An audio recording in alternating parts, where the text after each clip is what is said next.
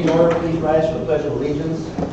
I pledge allegiance to the flag of the United States of America and to the republic for which it stands, one nation, under God, indivisible, with liberty and justice for all. Roll call. Mayor Steve Feldman. Here. Councilmembers Kevin Robinson. Here. Joe Millbauer. Here. Sarah Edgar. Here. Robert Bauer absent. Okay, do I have a motion tonight to adopt tonight's agenda? I'll make that motion. Councilmember Mulbauer makes that motion. Do I have a second? I'll second that. Councilmember Roy makes a second. Any discussion? All in favor say aye. Aye. Opposed? Motion passes. Thank you.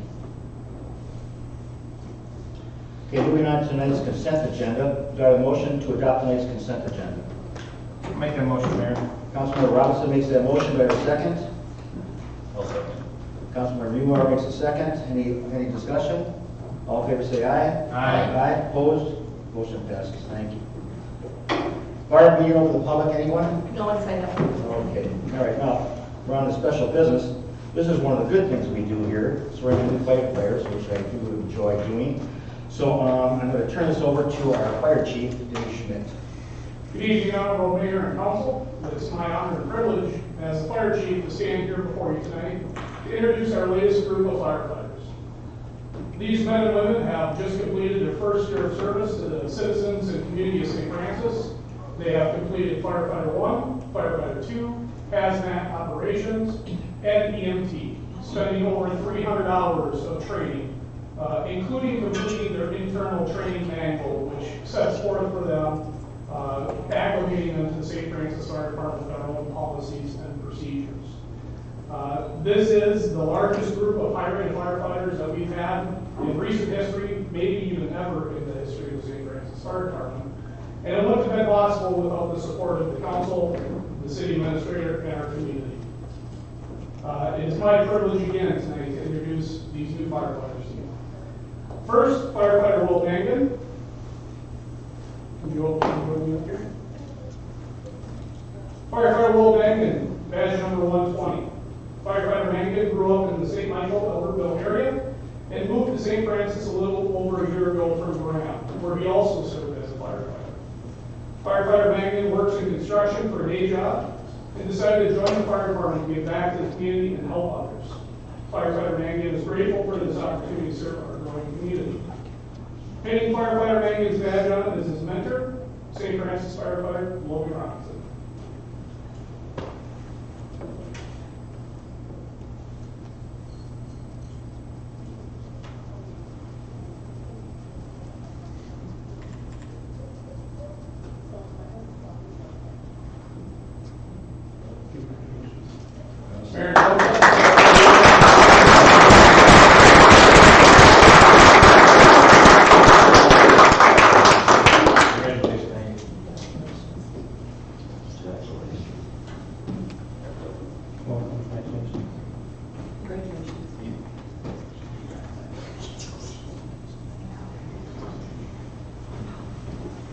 Firefighter Lucas Phelps, badge number 121. Firefighter Lucas Phelps started his fire service career with the Army National Guard and fell in love with the job. Firefighter Phelps decided to support the community he lives in and joined the St. Francis Fire Department. Firefighter Phelps loves the fact that he's able to give back to the community and having a chance to make someone's life a little bit easier. Pinning Firefighter Phelps' badge was his father, Rick Phelps, who was also a St. Francis firefighter.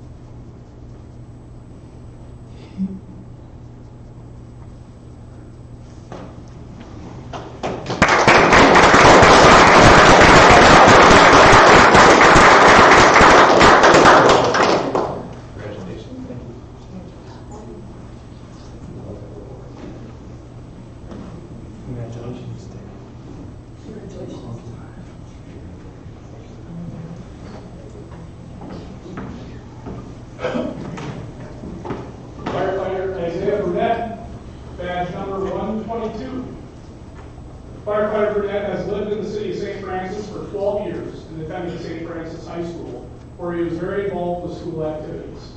Firefighter Burnett wanted to become a firefighter because of the excitement of the job and never knowing what kind of challenges his job would bring from day to day. Firefighter Burnett loves helping people, especially when they need it most. And growing up in St. Francis, Firefighter Burnett hopes that the community can have a familiar face, reassure them that they are in good hands in an emergency. Also of note, Firefighter Burnett is also a new recruit for the Minneapolis Fire Department as well. Pinning Firefighter Burnett's badge on is Paul Myers.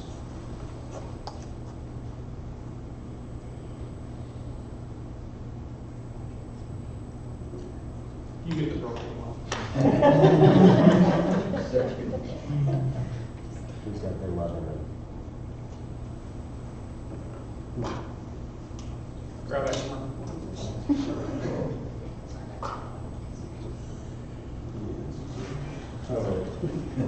We'll tuck it in his pocket for now. Firefighter Isaiah Burnett.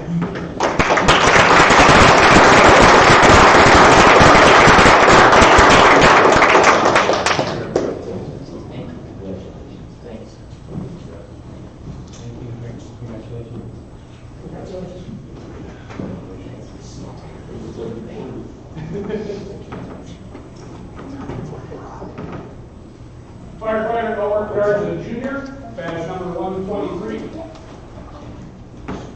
Firefighter Garza is the proud father of 5, supported by his amazing wife, who has been by his side for 19 years. Firefighter Garza has had the honor to be a part of the Larson family, who was recognized for their service with the Fridley Fire Department. After hearing the stories of heroism and camaraderie is why he decided to become a firefighter himself. 2 years ago, Firefighter Garza and his family moved to St. Francis, and he applied to become a firefighter to serve his community. Pinning Firefighter Garza's badge is his father-in-law, Tom Larson, retired Fridley firefighter.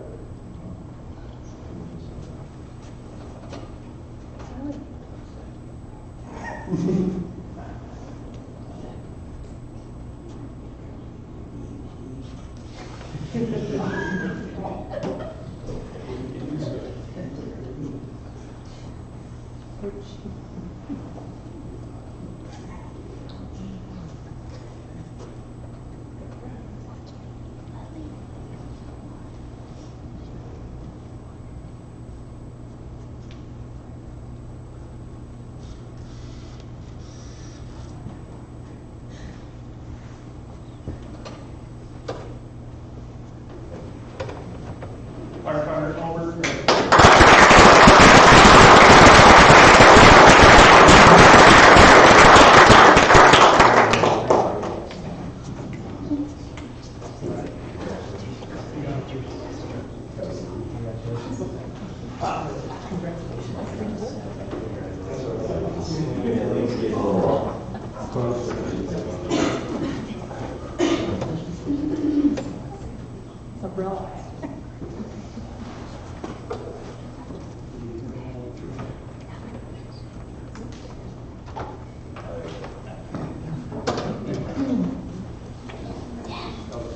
Firefighter Aaron Hill, badge number 124.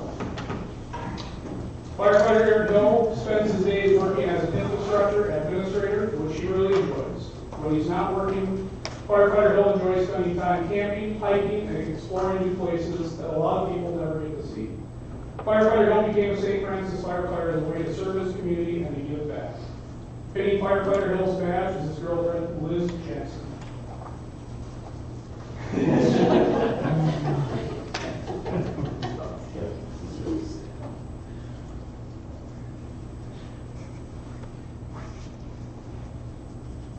Don't flinch, you'll make a choice.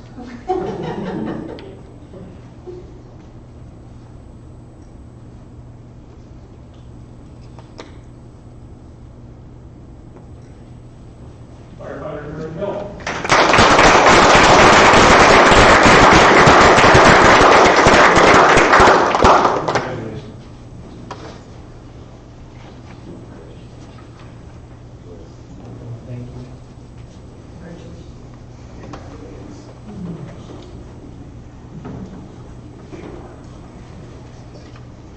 Firefighter Christina Kaiser, badge 125. Firefighter Kaiser has been a St. Francis resident since 2014, where she resides with her husband, Tim Kaiser, who is also a firefighter for the city of St. Francis, and 2 daughters, Summer and Aurora. Firefighter Kaiser is also a sailor in the United States Navy, serving as an imagery analyst in the active reserves at the Naval Operations Center in Minneapolis. Firefighter Kaiser knew she wanted to be a firefighter after seeing how rewarding it has been for her husband, who has been the biggest inspiration to serve her country as well as her community. Firefighter Kaiser loves helping people and taking on new challenges, and hopes she can leave a footprint in our community and inspire others to follow their dreams and their goals. Painting Firefighter Kaiser's badge is her husband, St. Francis firefighter Tim Kaiser.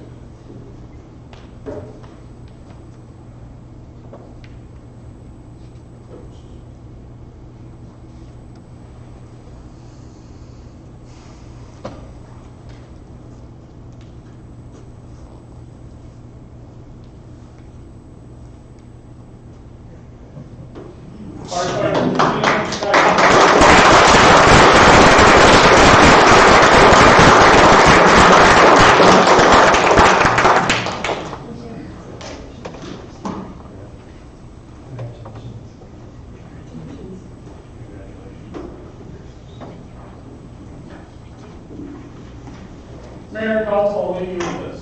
In my 23 years on the job, this is one of the strongest group of recruits I've ever seen. We have a lot to be proud of in our community, and we continue to make this the best fire department we possibly can. Thank you for your time. Let me ask you, does this put us at full strength now? Our current strength is 24 and authorized is 25. When we initially made this hire, we were at 25. We since had one person retire and move to the city of Cleveland. So currently we're one short. Okay. As close as we've been in many years. Yeah. Once again, I can only say this is the best part of my job and our job up here, and the other things we have to do. Congratulations to everybody. Thank you for your service. And welcome aboard. I'm very glad to have you here. Thank you very much. And the amount of hours you put in exceeds what I could do. Thank you once again. Anybody else that council wants to say anything at all? Congratulations and welcome. Very It's a much. big commitment, we do appreciate it, and the community will appreciate it as well. And know that the council and staff does support you, along with the city residents. Very much. Your job's important to us. All right, moving on. Let's see. We have Abdul, Eric, and Myers 2018 annual audit presentation.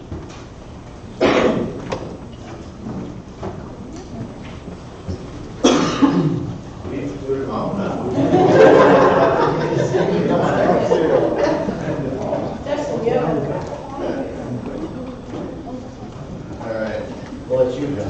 Yeah. All right. Well, good evening, Mayor and Council. Thanks for having me tonight to do the council presentation. I always like to start out by just saying thank you for having us as your auditors. We appreciate that. And I also like to say thank you to Joe and Darcy and the whole entire staff for helping us out. The audit is a different part of their job, it's something that's part of their day-to-day, so we appreciate all their help in gathering all the materials and things for the audit. So.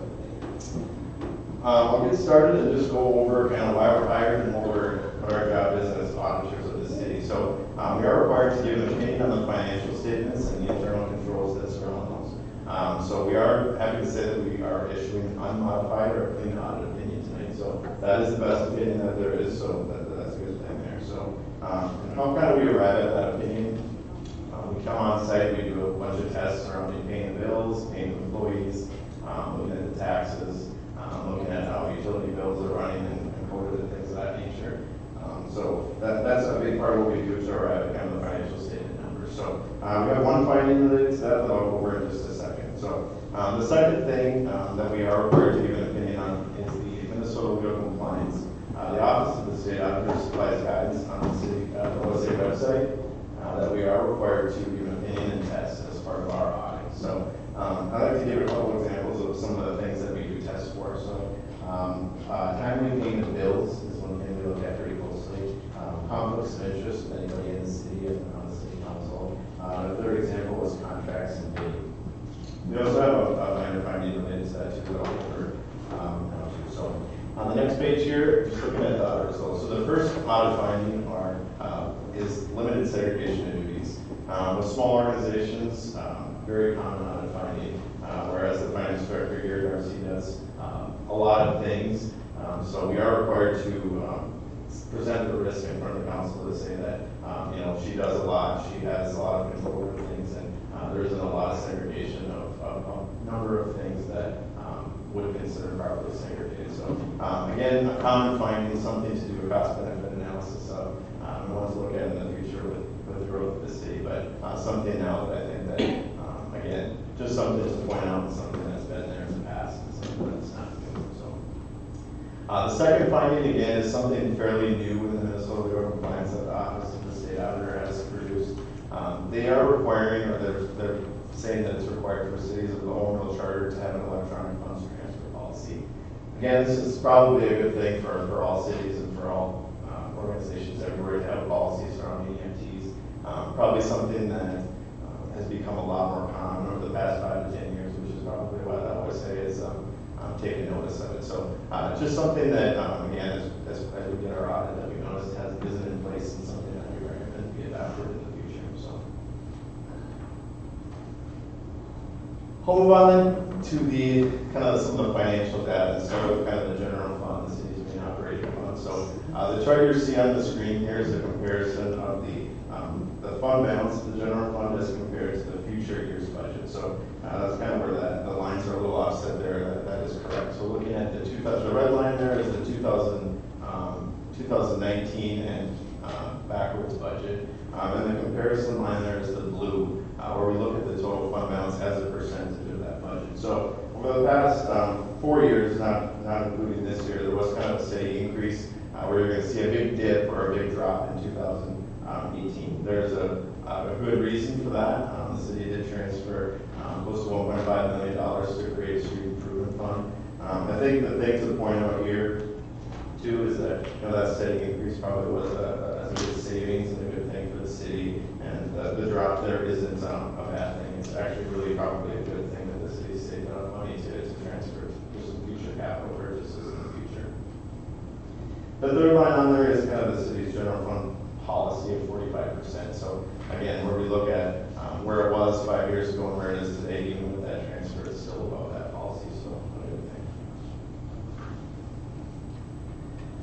How did we arrive kind of at those charts and those numbers there? So looking at the 2018 year specifically in review and looking at the general fund revenues and expenditures, we looked there, the general fund revenues did have a positive variance of about $500,000, while the expenditures had a little bit of a negative variance of $250,000. Two things I pointed out on my chart were just some grants and the revenues related to some county grants, and the second was just some charges for services included and things like that were a little bit more in the budget in 2018.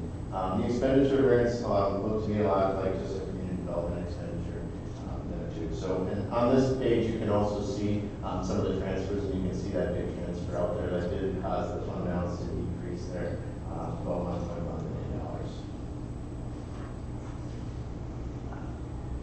Next slide is just a 3-year comparison of looking at just the different categories within the general fund revenues. The only thing to point out here, and the only reason we really do compare this chart, put this chart in, is to show any trends and to show just the fact that the general fund really is reliant upon taxes to operate. So any increase or decrease in the city's general fund levy would have a direct impact kind of on the fund and things of that nature. So again, a little bit of a decrease there. It looks like the general fund tax revenue. I'm not entirely sure exactly what that's for, but I don't know, maybe it was some things in the prior year that were a little higher for one reason or another. But again, nothing too alarming here. And the only reason, again, like I say, just to kind of show that taxes as a big portion of the revenue. We do a similar comparison to the general fund expenditures. This shows a little bit more natural comparison of looking at the expenditures. There's maybe an inflationary increase in some of the expenditures with things like general government, public safety, and public works. Falls kind of that natural increase there in that natural line. And again, the big green bar there is kind of some other, and is that transfer for 2018. Oh, that 1.4 million? Correct. Yep. So we'll get into some of the other funds in the city real quick. It's tough to see up there a little bit, but just a quick, there's 2 charts here looking at the fund balance, what the fund can be used for the future, and just a listing of some of the funds and what makes up their balances, and just a comparison to last year too. So just a few things to point out, kind of already talked about it a little bit, but I think a positive thing for a city to have two funds where they have made up of a little over $2 million there for future capital purchases. I think that's a really positive thing to have things saved up and to have a good capital plan in place for those things. Along with kind of closing some of those old funds or things that were from the past, and kind of consolidating those resources and making sure everything is transparent and clear for everyone to follow. So the second chart, again, like I mentioned, is just a piece of where the fund balance is made up. There are some things or some funds within the city that have resources that are tied up or restricted for future uses. A majority, if not most, of the capital projects is assigned or kind of just earmarked for future capital purchases. Right? So kind of just a chart to show that unassigned is a category for negative fund balance, which in 2018 there isn't any. So again, a good thing. I'll touch really quick just on two of the other funds within the city, the police forfeiture and the EDA. This again, kind of like I mentioned, if you look at that chart, these resources made up of these two funds are restricted for those two individual items there. So spending on police and spending on economic development. And again, pretty steady over the past 3 years. Next page here is looking at the city's governmental debt service funds. So not too many of them, but kind of a good chart just to show the city's debt, what years the principal and interest is going to be paid, and just what the future remaining interest payments are there. Just kind of a good chart that shows that, just in summary of the city's debt service funds. And a good thing to see there is too is the nice thing to point out would be in year 2023, one of the bonds does fall off, so that's just a good graph for everybody to see how that works. So. I just want to point out to council, these are all from streets. Correct. Yeah, governmental would be streets and any other debts. Police public works. Police Public Works on a 2017-8. Non-water interest rate. Which has a maturity date of 2036. All right, so now we'll get into the enterprise funds. We'll look first at the water fund. Also, just give a quick overview too of the two charts. The top chart there is an operational chart or a cash flow from operations chart. There's going to be three colors: the blue, the green, and the gray.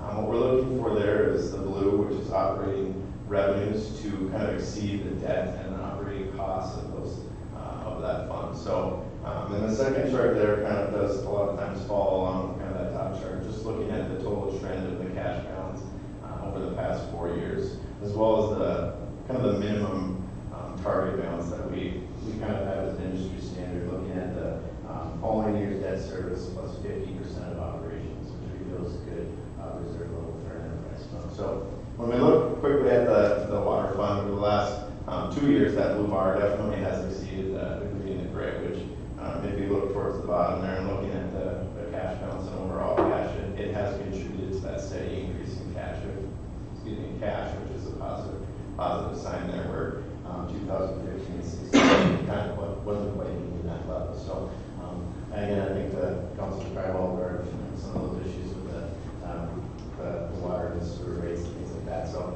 I think a positive sign to take away is that some of the things that have been done in the past few years are working, and the cash balance is steadily increasing, which is a good thing. Knowing that the future debt service payments are kind of on the rise. So the second one is the sewer fund. Similar, if not the same charts. This one's a little bit distorted with the big public works facility and the cash that kind of was spent over a couple different years for that facility. So when we look at the top chart there, kind of the 2016 and 17 operations were kind of right in line with kind of expenditures. Well, 2018 they kind of did do a little bit of an increase or above and beyond that, which does kind of, if you just look at the snapshot of 2017 and 18, has contributed to kind of some of that increase in the cash. And again, the bond proceeds and some other things with that capital kind of distorts it a little bit. But when you look at that minimum target balance, a little closer than the water fund, but again, still over that. So again, a positive thing there. Last city enterprise fund is the storm water. Sorry, there was one other one too. So Stormwater fund is the third. Looking at that one, we do just have a computer comparison on this one. Just looking at this one, not a whole lot to point out here, but you do see the blue definitely exceeding that gray. And again, kind of telling the story, and looking at that cash balance increasing steadily over the past 2 years. Last enterprise fund is the liquor fund. Again, it starts a little small, hard to take anything from, but I think that if you're to focus on the gross profit percentage, according to our numbers, exactly the same over the past 3 years, which I think in this day and age is a really positive thing. I think something good for the city. If we look at kind of the next page too, just a little bit of a graphical. There's a lot on here, but this is kind of meant to be a similar thing here, where we look at the sales, look at the cost of sales, and look at kind of trend lines in those three different things, along with operating expenditures. I think what I would take away there is everything's been really consistent. The fund is doing well. All right. The next one here is just cash and investments by fund type. So this one again, just looking at the trends over the past 3 years, looking at the total cash, everything in the city that we've just talked about, looking at those bars as it's currently constructed. So if we look at the 2 things or the 3 things that really make up a bunch of those, I think most of the money or most of the funds are in the city's enterprise funds, and a portion in the general fund and capital as well. Both the blues and the red kind of stick out there. I think an ideal city somewhere looks kind of with balanced bars with those things, where the bigger your capital is, I think the more financially healthy you are, and then the better sign you have for the future. Is anything that works for rise and needs to be paid for. So I think again, with some of the bond proceeds and things in 16, that sort of numbers, I think that the steady increase or a little bit of the increase from last year, I think is a positive thing. And looking at some of the savings in city's names. I'll just go over one more chart. There's about 4 other pages here of city ratios. I'm just going to touch real quick on just a couple of them that I pointed out in my prep that I think are positive. And looking at the first one there, the current expenditures and the capital expenditures per capita.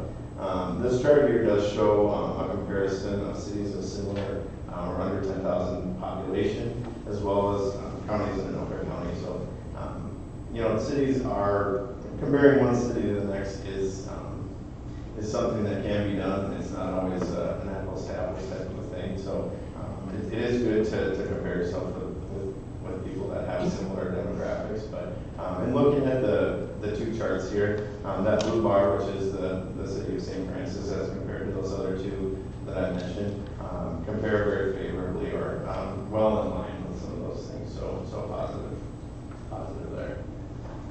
And the last one I'm going to touch on is just looking at some things that we added this year for tax rate and taxes per capita, and looking at a chart to compare those to the county and the cities as well. I think the thing to point out here too is really consistent or similar, maybe a little higher on the tax rate, but taxes per capita are kind of right in line with those things. So again, I always like to point out that cities compare to one another hardly at all if you really look at it closely, but it's kind of a nice way of looking at it. So with that, I will take any questions.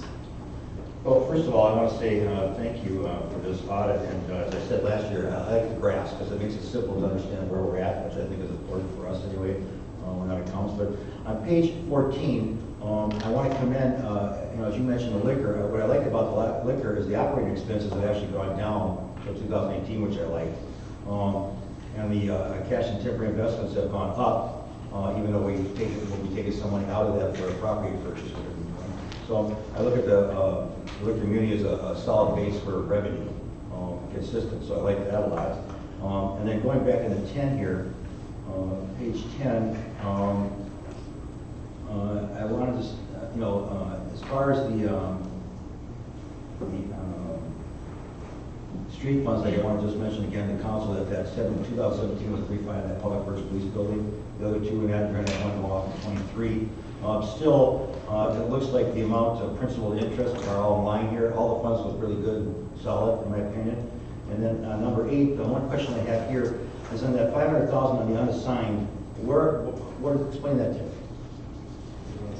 On page 8. Yeah, so that's really what it is. So if you look at the funds there on the top chart, if you look at the Peterson Drive, or if you look at even the street improvements, Mhm.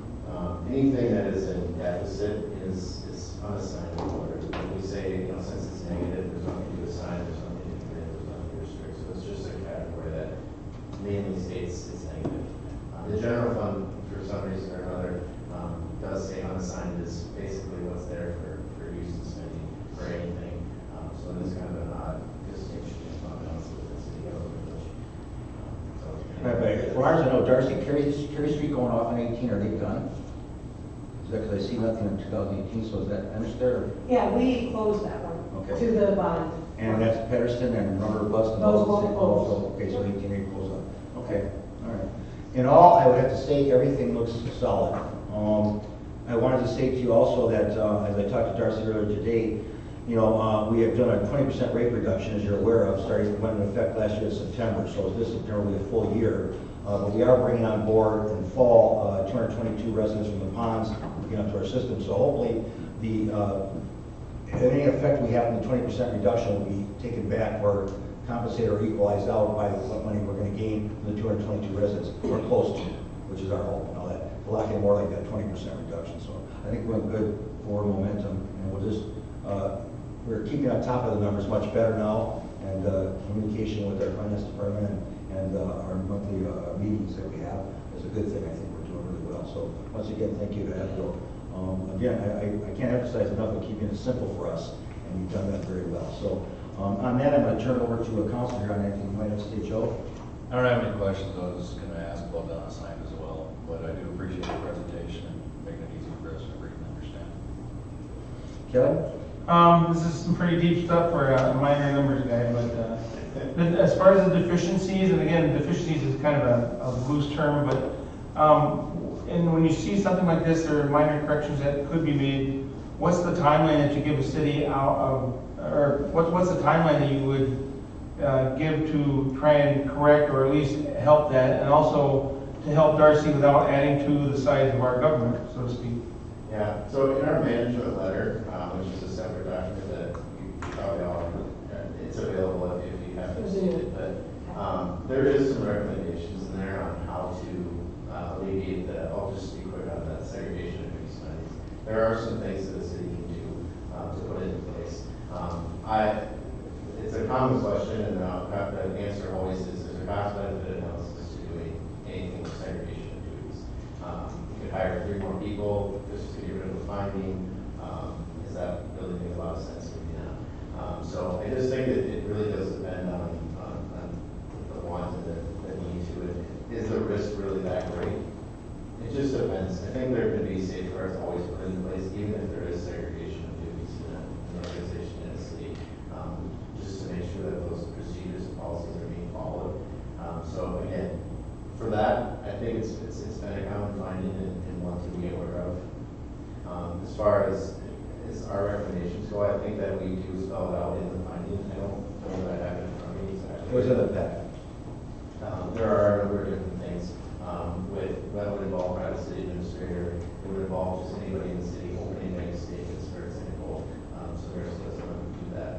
Within small organizations, people take vacation, things like that. So it isn't really being done according to what a lot of people expect. Does that answer your question? More or less, and again, but just to say, it's not uncommon for an administration our size to have a couple things like this. So this is not a bad thing. It's not something to go get crazy about. No, that to answer your question, no. It's a common finding and one that, like I said, cost benefit analysis. There are a lot of cities that are in the same position that hiring people just doesn't always make a lot of sense. Yeah, and I would add to that it should always be part of the conversation at every grade. Yeah, the risk is always there, and we will continue to present it because it is something that to be aware of. So. I want to commend Darcy on doing a good job as a, again, many hats that she has on her desk. So thank you. Mayor Feldman? Yes. Just to point out that other finding, you did approve electronic Yes. use policy last Okay. council. All right. Thank you, Darcy. That's right. Thank you. Sarah? I just, again, thank you for making it understandable for us. And yeah, I was gonna ask the question that Kevin asked, and then I was gonna ask Darcy about the electronic funds. I thought we had just done them, so you did a great job, thank you. All right, well, thank you, and once again, I've always said, if you see something, bring it to our attention, because we can't address it if we don't know about it, so, thank you so much, good job. Thank you. You too. Thank you. Mayor Collins? Yes. May I say one thing? I'd like to thank Justin. He's very easy, the whole crew is very easy to work with. And I appreciate all their help. He answers questions all year long. They're very easy to work with. I definitely appreciate that. Thank you. So. I don't appreciate it when I stand in the audience there. Then as the last note, I just need you to accept the audit report. Okay, do I do it by motion or? Yes. Okay, then do I have a motion tonight to accept Abdo, Eric, and Myers 2018 annual audit presentation? I'll make that motion, Mr. Mayor. Councilmember Udvig makes that motion. Do I have a second? I'll second, Mayor. Councilmember Robinson makes a second. Any discussion? All in favor say aye. Aye. Aye, opposed? Motion passes. Thank you once again. Thank you for both of you. Okay?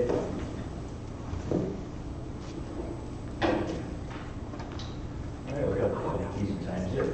All right, moving on to old business. There's no public hearing, so we're gonna move on to,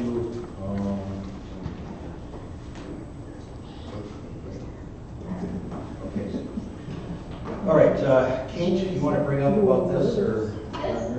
Mayor and council, back before you is the Butterfield property in which we discussed 2 weeks ago. Since that meeting, staff has visited the site and verified all the exterior issues have been addressed and addressed in the mechanical permit. As there are still some exterior conditions that are in disrepair, we requested the local housing rehab program to send the owners some program information. After review of the time and staff expenses with the finance director, staff recommends reducing the code enforcement fines to $1,500. That, along with the water and stormwater, leaving a balance of $2,712. Attached is a resolution that will be forwarded to Anoka County if council is in agreement, and I would be happy to answer any questions. Okay. Well, first of all, I want to commend you, Kate, for reaching out to the county for these people. I think that was a really good thing to do. And, I hope they take advantage of that and hope there's some programs that can help them. But I want to point out to council here, as we've looked at this with extenuating circumstances, and I'm all for that. Delinquent utilities have to be paid. They were used, they have to be paid. The MS4, we are just collectors for that, and that has to be paid. But what I want to bring attention to the council here, there were notices as far back as October 2015, December 2015, August 2017, September 2017, November 2017, December 12, 2017. That is besides the 1,500 that were just notices in 2018. Am I correct on that, Kate? Mayor and council, correct. Okay, so my thought is here, I want to be fair as possible here, but that's 6 notices as far back as going on 4 years here that weren't handled and taken care of, and that's staff time too. I directed staff to give us all the amounts in staff, and they were kind enough just to go back 1 year, but I cannot allow myself thinking that those numbers and notices have to be dealt with. I've said before, we're going to break even on anything, but we're not going to go in the hole anymore from the past type of thinking. So I would suggest and recommend and offer to this council here, we take the 1,500, double that for the 2000, take 1,500 for 2015 and 2017, 1,500 for 2018, on top of 1,146.32, and Barb will have these numbers for you, don't worry. For utilities unpaid and 66 for MS4, for a total of $4,212.32, which is well over a $16,000, close to $16,070 reduction. It's just under that if you come up with the sense of that. I know you will. I feel that's fair. I feel that's right. I feel that this has gone on a long time. I also feel that there's responsibility. I understand there's some health issues here. I also understand that there's been some family issues here. But as we stated before, at the last time we talked to these people 2 weeks ago, I'm glad you connected with us, communicated with us the next day, as I mentioned.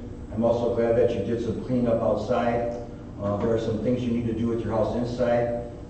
That permit was from 2017, just got finalized now, going on a year and a half later. So there are things that you have to do, and I want to also emphasize here, you're getting a break here because we felt there was extenuating circumstances. But should this arise again, to these dollar amounts again, which I specifically, I cannot tell you enough, don't let that happen again. Call us, work with us to work with you. Once again, we don't raise revenue in the city by abatements. We raise it by growth and bringing revenue in, not that way. It's a very hard decision for the council members to make. I know I didn't really get elected to do this. But I will say to you, if this were to come again and these dollar amounts would get that high again, you're not going to have much leg to stand on. So I would suggest that you work with us, call us, and let us work with you to help it prevent Won't this. make the same mistake again. Okay, and I believe that. I sincerely want to believe that, and I do believe that. So I'm going to give it over to council here to discuss here, but that is my thought here. Once again, be going back that far, we have to charge for those notices. So I'm just going to take the 1,500 and another 1,500 on for those years. 1146 utilities has been used, has to be paid for once again. And the 66 for the MS4 has to be paid for once again a $4,212.32 total. I'll give you that, Darcy. I'll give you the numbers. Afterwards, I'll give you Barb the numbers, so don't worry about that. Okay? That again is well over a $16,000 reduction in the abatement that we put forth before. And once again, I can only say to you that if you were sick and can't make an abatement hearing or some hearing or something, notify us. Okay? We're not out here to work against you, but we need your help to help us serve you better. That's a big thing for us up here. So on that, I'm going to turn this over to Sarah. I'll see what she might think about this. Mayor, I was a little uncomfortable with the 2,712. I know that we do need to cover the delinquent utilities and we're going to start on a fee. So I do agree with the $4,200. I think that's a fair fee to cover. And I think that, again, I think that they do realize now the importance of staying on top of it. I don't think that they would ever let it get to this point again. And they have been making improvements, and I trust that they will continue to make those improvements. And with that being the case, I would be okay with dropping the fine to the 42. Okay, thank you very much. Joe? Yeah, I'd have to agree with that. I think just in the future, when we communicate with staff too, to make sure we get all the staff time, and that's on us to communicate with you guys and just be clear about what we're looking for to make sure our costs are covered.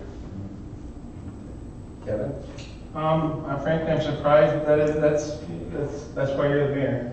I think it's fair, firm, and reasonable. Really, I mean, to go back a little bit, where again, life is busy, things happen, there's hiccups, in everyone's life, and we, as a council, we try to show some compassion for the situation, and again, compassion for your neighbors by doing our job here as well, trying to police the activity. So I think that's a reasonable amount. I guess my only question would be, what is the timeline on this, and does it get assessed to their taxes, their tax statement? And that's how It's already on their tax statements for 2019. Mm-hmm. I have to send in an abatement to the county, and the county does have to take it to their board as a formality to approve it, and then the abatement would come back. I think they will get a notice directly, but then it will be done. It will be taken off of this year's taxes. So there's some time for them also to pay it. It's not like you have to pay it in full by tomorrow. There's going to be, when their taxes are due, which is the normal procedure. Yeah. Right. And So that, of course, their first half of their taxes were due, what, May. or something like that. so now, what, the second one in October? And then the second one was due in October. October, okay. Right. Again, we're here to help educate, not be mean, nasty, and unreasonable. I think this is a fair answer for the situation. I do too, and I feel comfortable with it, and I can live with it, and I think the council can live with the decision here. So, Jody has something to say? Yeah, to get those numbers, so the resolution that's attached is likely what we're going to be sending to Anoka County, I would imagine, as part of the abatement. Okay. So, just to clear up the numbers on the resolution prior to adopting it, we should make the edits on there that are appropriate. So we have leaving 1,500 in place as statement.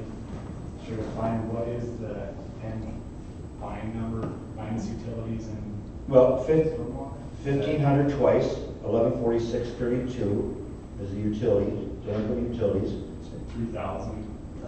3,000 plus 1146.32 plus 66 for a total of $4,212.32.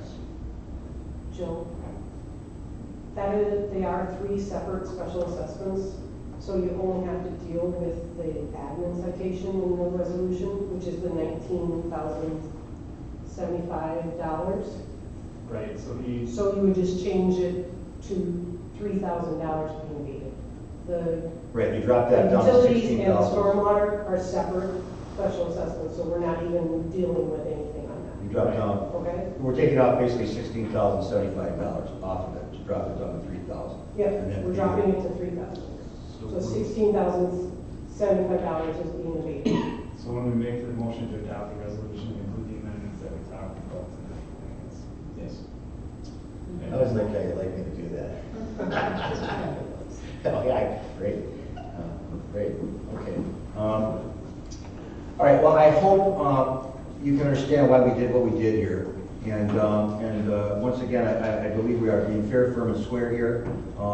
And I think, again, I think you've learned something here, we've learned something here.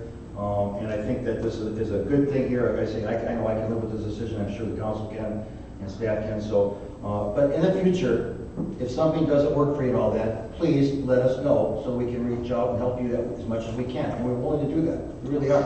That's what we're here for, okay? Let us help you to help you, help us to help you and serve you better. That's our whole goal here.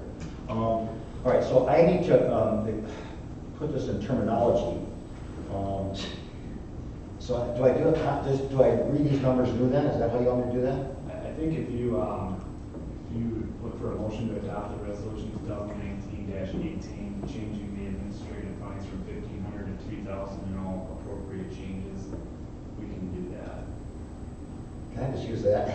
I'm fine with it. Yes, I think you can do that. Okay. I think we So know. Bart, can we go with that, please? Thank you. Okay. Do I have a motion to do just that? I'll make that motion. Councilmember Newmark makes that motion. Do I have a second? I'll second. Councilmember Vick makes a second. Any further discussion? All in favor, say aye. Aye. Opposed? Motion passes. Thank you very much. Thank you. Thank you. Thank you, Mr. Mayor, and thank you, Council. Thank you. All right, now moving on to ordinance, as I get here, ordinance 248, second series, amending the fee schedule, second reading. Yep, Mayor and Council, tonight before you is a request for the second reading of the 3 fee schedule changes. First is adding the pawnbroker transaction fee, clarifying the plan review fee, and lastly, adding a small cell fee, which is new, and we'll have additional ordinances to follow. If you move forward with the second reading tonight, these changes would be effective June 25th. I would be happy to answer any questions. It's pretty straightforward. We've already really talked about this. I don't really have anything to say myself. Joe? Kevin? I have nothing, sir. Okay, sir. Okay, great. All right, then, that's going to be an ordinance, so I need a motion first and then an ordinance roll call, right? So I have a motion tonight to adopt ordinance 248, second series, amending the fee schedule, second reading. Make that motion, Mayor. Councilman Robinson makes that motion. Do I have a second? I'll second. Councilmember Newbauer makes a second. Do I have any further discussion? I will do a roll call. Busby? Aye. Feldman? Aye. Mulebauer? Aye. Robinson? Here. 4-0. Okay, 4-0. I like to run informal meetings. I like that. Okay, we are not career politicians. Okay, good. All right. All right, that's very good. Moving on to new business. Summer publication for ordinance 248, second series, resolution 2019-19. Mayor and Council, this summary publication is so we can get the 30-day comment period started for the fee schedule changes. Okay. Well, once again, this is just formality, so this is a resolution, so I just go right here to vote. So do I have a motion to adopt summary publication for ordinance 248, second series, resolution 2019-19? I'll make that motion. Councilmember Bubar makes that motion. Do I have a second? I'll second that. Councilmember Ritter makes a second. Any further discussion? All in favor say aye. Aye. Opposed? Motion passes. Thank you. Okay. Moving on to item B, street reconstruction project schedule and workshop. Thank you, Mr. Mayor, members of council. This item is in regards to the street reconstruction project, which is currently in the planning process. You do have a map in your packet that highlights the 3 street areas. In general, it's a portion of Poppy Street, Butterfield Drive, and River Shores neighborhood. All 3 of these streets are on the city's municipal state aid system. As of right now, that is proposed funding for the street items of this project to be funded. As you may recall, with a recent change in your code, we don't assess anymore for streets that have already been improved with bituminous. So there would not be an assessment on the street portions.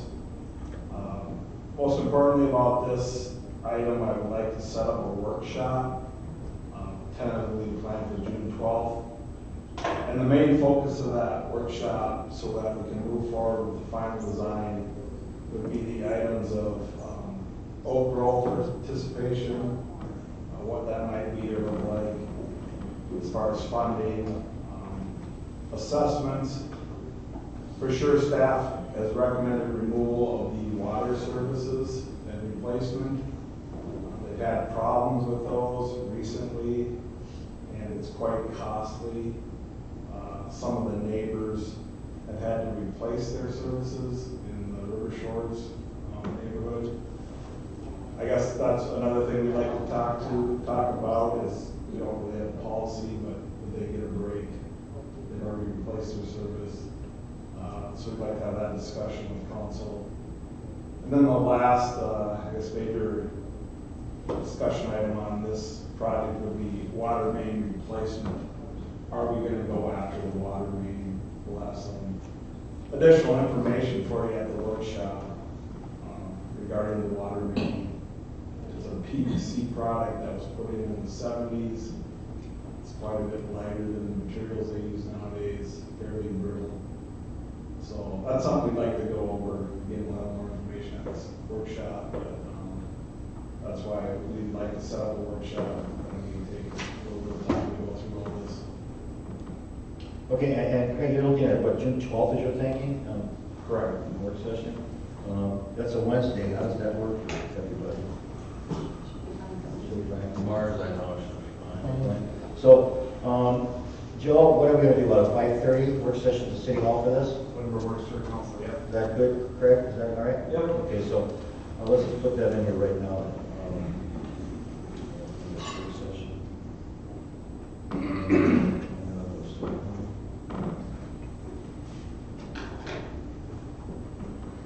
We'll go 5:30 on that one.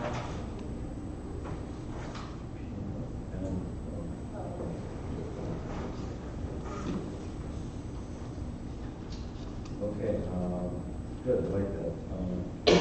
I think it's important to be ahead of some of this stuff here, like with the PVC you're talking about. I've always firmly believed the way you keep on top of things is being preemptive and proactive and not wait till it happens. So we need to discuss this stuff. It's very important to do that. And but I see your construction time frame, Craig, is let's see, Thursday, October 31st, city open bids. Monday, November 4th, city council reviews bids and sets assessment hearing. Monday, December 2nd, city council holds assessment hearing and awards bids. And then spring of 2020 to start the construction. Is that what you're looking at? Yeah, I guess given the bidding climate this year, anything with utilities, Yeah.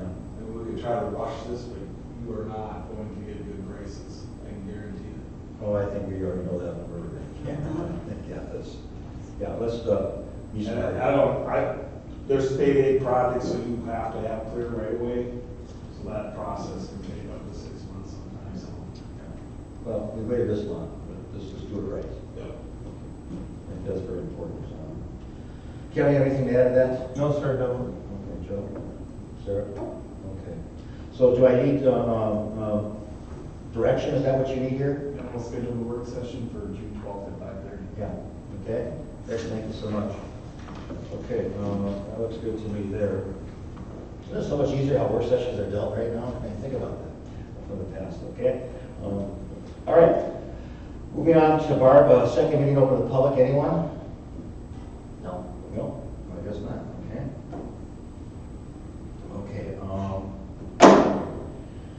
any, okay, so now we'll move over to reports, department reports, and that would be Paul. Mayor and council, in your packets tonight for your review is our monthly reports for Public Works. A lot of things normal, a lot of things as usual. Wastewater plant is doing really well again. Everything seems to be transitioning from our winter mode to spring mode or summer mode. So we are definitely seeing an uptick in locates and getting out there and helping utilities find what's existing in the ground so that construction can happen. A lot of maintenance is already happening at the wastewater plant and our lift stations and well houses. As the weather changes, we're able to get outside and do those things and take care of some of those outdoor activities. On the flip side of it, if you look at the streets and parks, you can see that we still did quite a bit of snow plowing in April, which is unfortunate, but necessary evil, I guess, for Minnesota. But we also did get all of our fertilizing done and our pre-emergent done in that same month along with the snow plowing. So hopefully we'll have some continued warm weather here and Duluth can keep the snow that they had yesterday. So Oh, geez. we'll keep moving forward in the summer. But How much did they get? it was enough to scrape off cars. Oh, jeez. And it's May, right? What's that? It's May, I don't know anymore. Yes. Okay. We did have we did our street sweeping as well, and that was quite a bit of collected material, more than we've seen in the past, so that was good. Obviously, a longer winter, able to get that cleaned up and taken care of and off the streets before we had our first significant rain, so that was nice. I'll answer any questions you might have. Well, one question I have, and Craig, tell me also, by the way, I mean, some of these roads here, until they get reconstructed here in 2020, I'm going back to that, but one question I'll bring up here, some places on these roads will have some potholes and stuff like this, we're going to fix what we can on a temporary basis, I take it? Because, I mean, if you're going to rip off an overlay, you don't really want to go crazy on permanent patching type of thing, so you're basically going to do a cold patch or whatever type of patch you do, just to get us by this year until we're going to go to a full-blown permanent fix. Butterfield will take a little bit more time because it is the parade route. Yeah. So we are wanting to be careful with that surface there. We do have a lot of walkers for the parade route. So we'll take a little bit more time there, but the other stuff very much as needed and as temporary as we can. Yeah, because I know Pocket Street for long would be more temporary, in my thought, no sense going crazy on that. But, I mean, it's a rough one. Craig, what do you say? Mr. Mayor, just to remind you though, we do have a street surface improvement project. Those bids will actually come in probably next week. So we are getting those fixed. Okay. Yeah.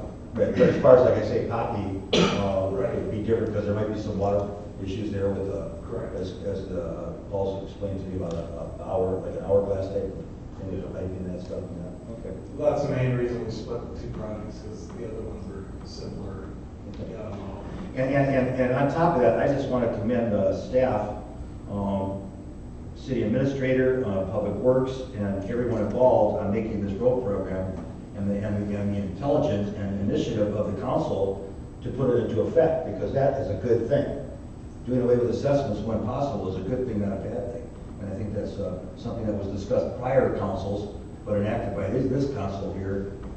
And I think, I just know it's a smart thing to do. Preemptive and proactive is the way to go. So on that, Paul, I just want to say to you, I did notice on the rereads, a little bit up on that at 42, but Darcy said something to me. We have a new program, a new company in place, and there's going to be some transitional period until they get used to that. I'm very glad that we were going, because instead of going through two processes to get the number, this one's going through one process to get the number with this new company. Although I will emphasize for my own thoughts here, I still think automatic meter reading is something we need to keep on the table and discuss with seriousness. in the future. When that's going to come about, I'm not sure yet, but I definitely think it's something we should consider as a long-term fix to be done with it once and for all, be accurate and be better for all of us with our rates and stuff like that. Any way we can help to do that is a good thing.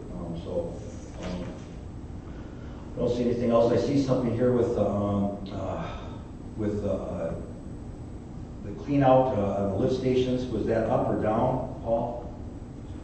That's our normal spring maintenance. Okay. Where we get in with the big back truck and clean them all. That's what I was thinking of. Other than that, once again, a good report, but thank you for that. Kevin, I'll turn over to you for any questions you may have. I want to thank you also for a really efficient report, easy to read and pretty cut and dry. I do have a question about the granite debris that you say you pick up. Is that recycled in any fashion? Is it worth screening? Do you reuse it in anything, or does it go into a second market somewhere? Or? We have screened it in the past at a cost to rent the screen. We have also hauled it away at cost. This year we are experimenting and trying to determine what is in that material, just some testing, and to see if we can just land apply it on our own site and use it up that way. And when you say on our site, in a traffic area for vehicle traffic? No, in our existing unused ponds. Okay. And when you say, can you elaborate any more about what it would do? I mean, granite goes in there and you put some sand, or are you talking about composting rock per se, or what are you thinking? It would just be fill. Okay. At this point, it's just a clean fill. Filler. Is what we're hoping to classify it as. But we have to do the testing on that material and make sure that it is clean fill first. And is granite used in other cities? I think St. Francis is the first time I've been exposed to that. I've seen other places use sand and whatnot, but is granite, I'm sure you've been through the gauntlet of different products out there, what to do, and is this a more efficient way to do it? So by the time we use, it's trap rock. I know we call it granite chip, Sure. but it's not actually granite chips. It's already recycled from our seal coating projects. So this is, essentially a third application. That's by pretty the cool. time we're using it as clean fill. Huh. So, it's the sweepings from our seal coat projects, that we stockpile that and we use that mixed with salt in some occasions on our asphalt roads and without salt on our gravel roads. We find that this material is heavier and has more surface area and sharp edges, that it acts more like a sandpaper and holds to the road, where if you see sand when people are spreading straight sand or even sand salt, the sand is usually off to the sides of the road because it's blown away. We use this rock again because it stays on the top of the road. It works really well in black ice situations. It will actually freeze in and become a really aggressive surface so that you have a lot more traction. So this is actually, if we're able to use it as clean fill, that would be a third use at the time. Very efficient. Thank you. Appreciate that. Yeah, you initiated that, didn't you, that we get use of that part, this way of doing it? We had some stockpile when I started, and that's kind of where we evolved from. Well, I know you don't like to take credit for it, but I give it to you anyway. So I like that kind of thinking. I do too. Thank you. Okay, Joe? I don't have any questions, just a request, with the HVAC stuff, so we had the 2 units with the issues, with the air conditioning on the city buildings. Yeah. I was just curious if at your leisure, whatever, sometime this week, if you could just shoot me over what they gave you. So I'm interested in it. Sure. If they got invoices or whatever. We can talk. Email or Yeah. talk, yeah, whatever. That's it. Okay. Sarah? Great report. I just want to let people know that the water fountain is open again, and there's already quite a few babies in there. I'll tell you that much right now. We walk over there every day. And I just want to again compliment you and Todd and Dave as well on your employees. Your employees are always very friendly with the kids, and we had one of our street signs replaced, and the kids stood out there and watched, and your guys were very friendly and talked to them about what they were doing, and it's just really great that they're getting that experience, and that's a credit to you three gentlemen for having a great team, so thank you.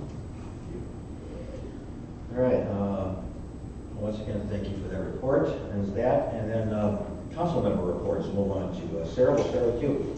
All right, well, I went to a block captain meeting a couple weeks ago. It was not too well attended, but we are looking for more block captains, so if you're interested, please get a hold of Lori at the police station, and she'll get you set up. It's not much a commitment, but it's good. Every time I go to the meetings, I learn something new, and I actually got to use my calling 911, even though it wasn't a true emergency, but some kids decided that they should mess with the water at Rum River Park North, and water was going all over, so I did call 911 and was back in a couple hours, and then it was all taken care of, so that was, but otherwise, I was like, what do you do? It's at 6:30 at night, no one's gonna get a message, so I went ahead and stepped out. Everyone's like, you can't call 911. I'm like, no, because Police Chief Todd said you can do that. So I did it, and we got it resolved. So, and then I did attend the Madrigal dinner put on by the high school. I went last night. It was very good. We have such a talented group of kids. And then I'm just encouraging people. Buttons and coupon books are for sale now for Pioneer Days, and advanced bride tickets I'm sure will be coming up in the next few days as well. So get those, and also volunteer. There's many opportunities to volunteer. It's not much of a time commitment, and it's fun. So I will be volunteering again this year, probably with cleanup. That works in my schedule. So yeah. I got the opportunity to sit in front of 3 classes of 5th graders last Thursday. I was invited by a teacher, and I was accompanied by Mr. Jay Comfrey of the school board, and then Mayor Voss of East Bethel. So it was interesting to see the different areas that people serve, and we spoke for an hour in front of them. They had some very good and poignant questions. Some of them were catch you a little off guard, and some of them weren't really council related, but maybe a higher level situation, but it was still fun, and happy to be a part of that. Also, I'd like to encourage the public. It sounds like the numbers are down as far as contributions to the MnDOT survey. Again, you can go on our city website, click on there. There's a lot of hubbub when these 2 young ladies were injured tragically, and now are recovering somewhat. A lot of fervor, a lot of fanfare and stuff, and that seems to have really calmed down, which is a darn shame for as much noise that was made in the beginning. And still, something again could happen tomorrow. The same dust could get raised again. Let's stay involved. And I mean, the outcry for involvement the first time around was just deafening. And now it's like, I attended both sessions the last time just to get a taste of who was there and who wasn't. And it was disappointing, to say the very least. I'm not disappointed in the public, only the fact that they didn't take the time to participate. I mean, social media exploded with all this fanfare and hoopla. And then when it came to the real deal and put your money where your mouth is, it was pretty empty. You could hear a lot of echoing in there. And the MnDOT was very well represented by a lot of people. And again, everybody says, oh, state government, blah, blah, blah. These guys were personable, guys and gals, men and women, were personable, knowledgeable, more than happy to tell you about what's going on. They were there with much sincerity about what their job was to do. And I sat through both of them, and there's another session coming up, I think, for business leaders as well, and then another time for the public. So I'm not going to belabor the point, but the fact is, something terrible happened. People rose up with anger and disgust, and now the solutions or some resolve is at hand. And where is everybody at now? Take the 30 minutes away from your social media and put it towards the MnDOT survey, and put it where it matters and counts for the long term. That's all I really have to say. Well, that's very well put. Thank you. Joe? I gotta agree with Kevin as far as that goes. Get off social media for website. Please give your input. If you don't, like I said, the most disappointing part I have is trying to get public involvement. You beg for people to be involved to whatever, rather than coming and complaining after the fact.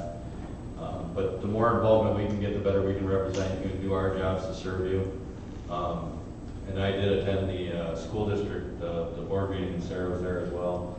And I'd like to thank Todd for talking about our SRO, as well as Amanda and Jody stepping up and giving our city a good representation of what we do provide for the school district. And I was able to meet with the new superintendent that's coming in July 2nd or June 2nd. July 2nd. And I'm very encouraged after meeting her that hopefully things are going to start trending even more in the right direction.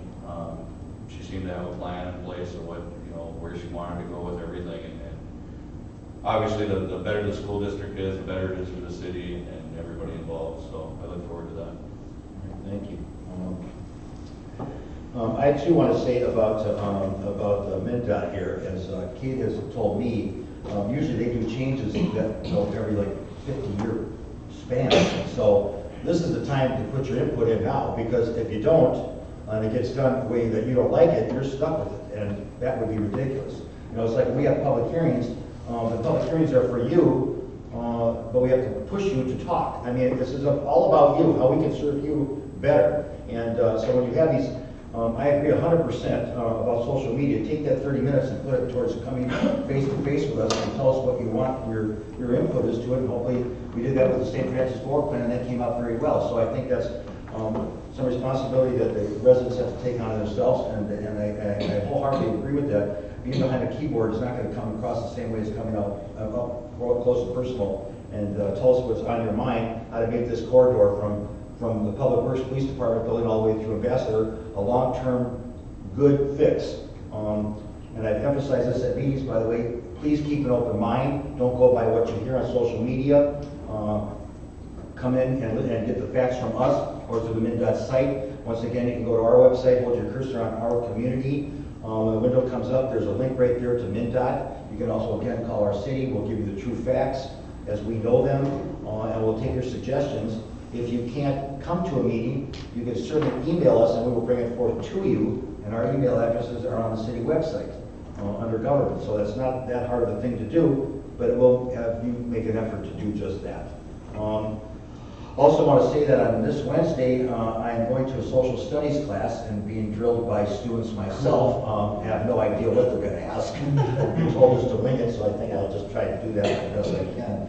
I think one of the questions is, why did you run for mayor? That would be a good one. Anyway, I also want to say to you that, remind people, everybody, that this is a first 3-day holiday coming up of the summer. Be safe to get to your destination. Be responsible. Don't drink and drive, please. I mean, when I get these off-week memos, and I talked to Todd many times about this and Dave about it, I just get very frustrated that people are still out there drinking and driving, which is insane. Don't do it. Please, just get from point A to point B safely. So if it takes you a few minutes extra, but you're there alive, it's a good thing, not a bad thing. Don't burn our police or fire with accidents and things that don't have to happen if you think smart. And like I say, enjoy the holiday. That's what it's there for, but enjoy it wisely and safely. Also, I want to remind everybody that on May 30th, the 3rd annual bike rodeo at the St. Francis Police Department from 5 p.m. to 7 p.m. Very good program. Also, I want to remind everybody, of course, that June 7th to 9th is Pioneer Days weekend, which is always a good thing. And the route was changed this year, I believe, because of construction going on. Is that why? Because of the construction at the middle school. Right, everything like that, that's what I thought. So, if you're not sure about the routes and stuff like that, which will be posted on our site, and that I would imagine. So, all you have to do is get call city.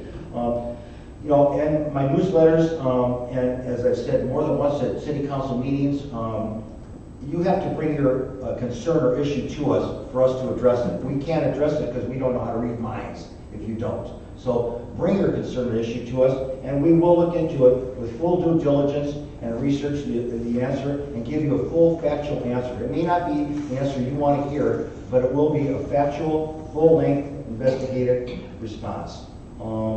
And I urge people to do that. Before you go on social media and blow everything out of proportion, claiming that we didn't do this and we didn't do that, we're there to serve you. You can help us to serve you better by working with us and not against us. It really does make our lives easy and your lives easy too, as we stated earlier in other meetings too, by the way. So I want to emphasize that a lot. I want to thank all department heads and staff for all the work you do here. Like I said before, I don't worry about problems. I know that together we'll work them out. Some may take a little longer than others, a little more expensive than others. Eventually, I hope that problem will get less and less over time, but that's what we are right now. But I'm confident that this staff and department heads, with this council's mindset, can make it happen on a good course like we did earlier with that extenuating circumstance with that abatement. It was the right thing to do. On that, I want to wish everybody, staff here, a good holiday. You've got that extra time here. I know you'll take advantage of it, enjoy it. Hope the weather cooperates with everybody. So on that, any further business that we need to discuss here on all points?